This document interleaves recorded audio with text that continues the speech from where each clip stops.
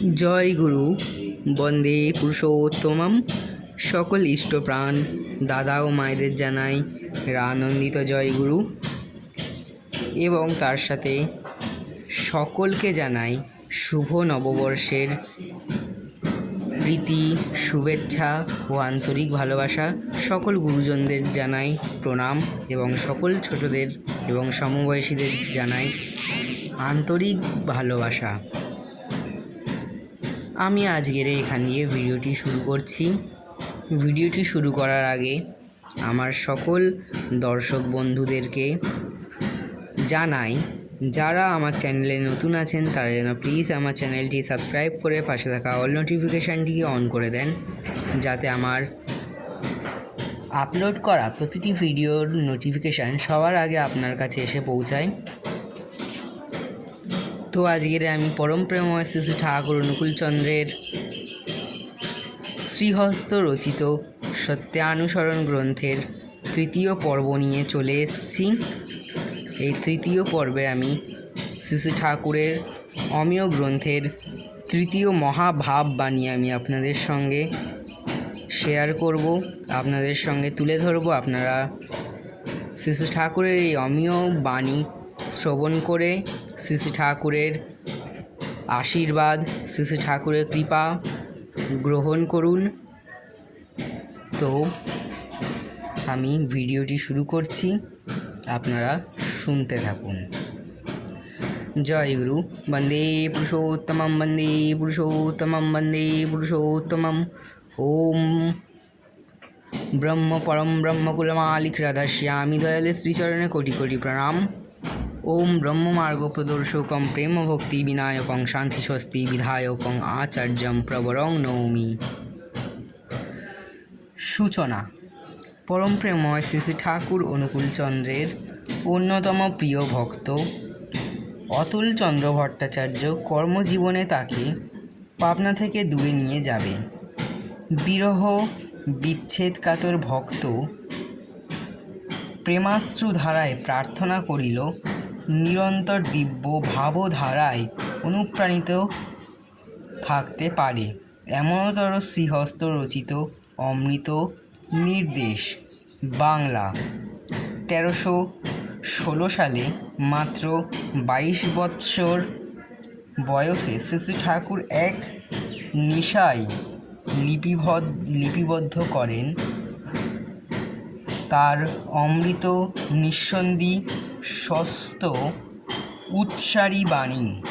ভক্তের প্রার্থনা নামিয়ে নিয়ে এলো পৃথিবী বুকে মন্দাকিনী পুণ্যধারা, যা সঞ্জীবিত করে রাখবে তাকে এবং যুগে যুগে ধরে প্রতিটি মানুষকে। মুদ্রিত সত্যানুসরণ বাংলা 1325 সালে থেকে বহন করে চলেছে ওই শাশ্বত মহাবাণী। অর্থ, মান, যশ ইত্যাদি পাওয়ার আশায় আমাকে ঠাকুর সাজিয়ে ভক্ত হয়েও না। সাবধান হও, ঠকবে। তোমার ঠাকুরত্ব না জাগলে কেহ তোমার কেন্দ্র নয়, ঠাকুরও নয়। ফাঁকি দিলেই পেতে হবে তা। ভারতের অবনতি তখন থেকেই শুরু হয়েছে যখন থেকে ভারতবাসীর কাছে অমূর্ত ভগবান অসীম হয়ে উঠেছে। ঋষিবাদ দিয়ে ঋষিবাদের উপাসনা আরম্ভ হয়েছে।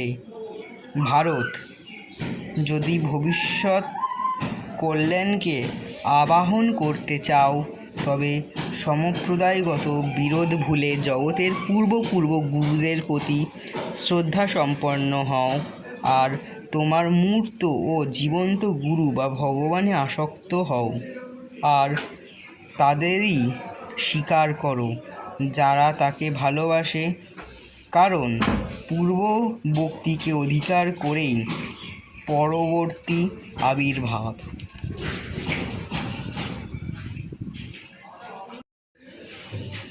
জগতে মানুষ যত কিছু দুঃখ পায় তার অধিকাংশই কামিনী কাঞ্চনে আসক্তি থেকে আসে। ও দুটো থেকে যত দূরে সরে থাকা যায় ততই মঙ্গল। ভগবান শ্রী শ্রী রামকৃষ্ণদেব সব্বাইকে বিশেষ করে বলেছেন, কামিনী কাঞ্চন থেকে তফাৎ খুব তফাৎ থাক। কামিনী থেকে কাম বাদ দিলেই ইনি মা হয়ে পড়েন। বিষ অমৃত হয়ে গেলে আর মাই কামিনী নয় কো। মার শেষে ঘি দিয়ে ভাবলেই সর্বনাশ। সাবধান, মাকে মাঘি ভেবে মোড়ো না। প্রত্যেকই মাই জগজ্জননী। প্রত্যেক মেয়েই নিজের মায়ের বিভিন্ন রূপ এমনতর ভাবতে হয়। মাতৃভাব হৃদয়ে প্রতিষ্ঠা না হলে স্ত্রীলোককে ছুতে নেই। যত দূরে থাকা যায় ততই ভালো, এমনকি মুখদর্শন না করা আরও ভালো। আমার কাম ক্রোধাদি গেল না বলেই চিৎকার পারলে কখনোই তারা যায় না। এমন কর্ম, এমন চিন্তা অভ্যাস করে নিতে হয় যাতে কাম ক্রোধাদি গন্ধও নেই, মন যাতে ওসব ভুলে যায়। মনে কাম ক্রোধাদির ভাব না এলে কি করে তারা প্রকাশ পাবে? উপায়: উচ্চতর উদারভাবে নিমজ্জিত থাকা।